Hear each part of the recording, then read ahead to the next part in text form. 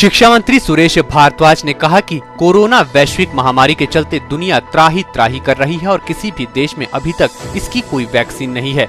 आए दिन इसके मामले बढ़ते ही जा रहे हैं। कोरोना काल के समय में कई विभाग अपनी महत्वपूर्ण सेवाएं दे रहे हैं, जिनमें पुलिस और मीडिया कर्मी भी अपनी अहम भूमिका निभा रहे हैं। उन्होंने कहा कि संक्रमण काल में ये कोरोना योद्धाओं की तरह कार्य कर रहे हैं और युवा मोर्चा ने इन कोरोना योद्धाओं को सम्मानित करके सराहनीय कार्य किया है।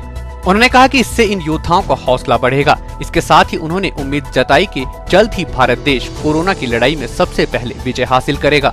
इस काल में जो है कुछ चीज़ों की जो है रिलैक्सेशन भी होती रही है, लेकिन सारा देश जो है बंद रहा, जिसका नतीजा ये हुआ कि जो आज दुनिया की बड़ी बड़ी विकसित अर्थव्यवस्थाएं हैं, महाशक्तियां हैं, वहाँ पर भी लाखों की संख्या में लोग जो हैं वो मृत्यु का ग्रास हो रहे हैं। लाखों लोग जो हैं वो संक्रमित हो रहे हैं। भारत में लॉकडाउन के बाद आज भी संक्रमण की बढ़ रहा है, वो भी फॉरेन कैरियर के द्वारा जो है यहाँ पर पैदा हुआ। लेकिन अभी भी स्थिति जो है वो 1 लाख से कम है। 135 करोड़ के इस देश में जो लोग अंदाज़ा लगा रहे थे कि लाखों की संख्या में मरेंगे, संक्रमित होंगे, उससे बहुत बड़ा बचाव जो है वो आज हो रहा है। ऐसी स्थिति में बहुत लोग जो हैं वो सड़कों पर हैं, जो काम कर रहे हैं। हमारे हॉस्पिटल्स में डॉक्टर हैं, नर्सिंग स्टाफ है, पैरामेडिकल स्टाफ है, सफाई कर्मचारी हैं, जो आज जो है वो पूरे तरह से जो है वो काम में व्यस्त हैं, जबकि सारा देश जो है वो बंद है। पुलिस के जवानों का और पत्रकारों का हौसला बढ़ा रहे, उनको ये लगे कि हम जो हैं वो केवल काम करते हैं, कोई रिकॉग्निशन नहीं होती है। जनता जो है वो उनका इस शौर्यपूर्ण कार्य के लिए जो है वो स्वागत करती है, सम्मान करती है, अभिनंदन करती है। और हम उम्मीद करते हैं कि शीघ्र जो है वो भारत इस कोरोना के विरुद्ध लड़ाई में जीत सके, और उसके लिए सारा देश जो है वो काम कर रहा है।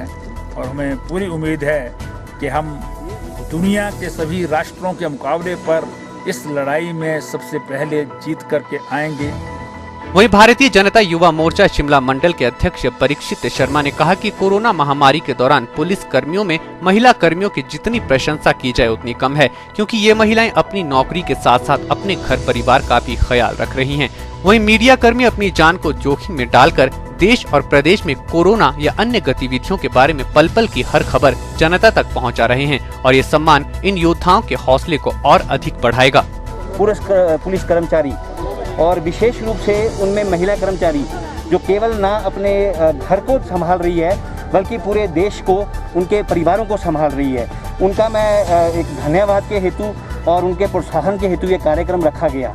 और मुख्य बिंदु मैं केंद्रित करना चाहूँगा हमारे मीडिया कर्मचारियों पे, जो कि अपने जान को जोखिम पे डालकर ऐसे ऐसे स्थानों पर जहाँ पे कोरोना के पेशेंट हैं, वहाँ पे जाके हमें समाज को पूरी अपडेट दे रहे हैं कि सरकार द्वारा कौन कौन से कार्यक्रम चलाए जा रहे हैं, हमें किस किस नियम का पालन करना है। तो मैं मुख्य रूप से पूरे देश का ध्यान इस मीडिया कर्मचारियों पे केंद्रित करना चाहूँगा कि वो अपनी जान पर खतरा बनाए हुए भी हमारे तक अपडेट पहुंचाते हैं। ये उनके हौसला अफजाई के लिए और उनके प्रोत्साहन के लिए जो आज का कार्यक्रम युवा मोर्चा शिमला मंडल द्वारा रखा गया है, और आगे भी इस तरह के जो भी कोरोना के योद्धा हैं, ये कार्यक्रम इसी तरह से चलता रहेगा।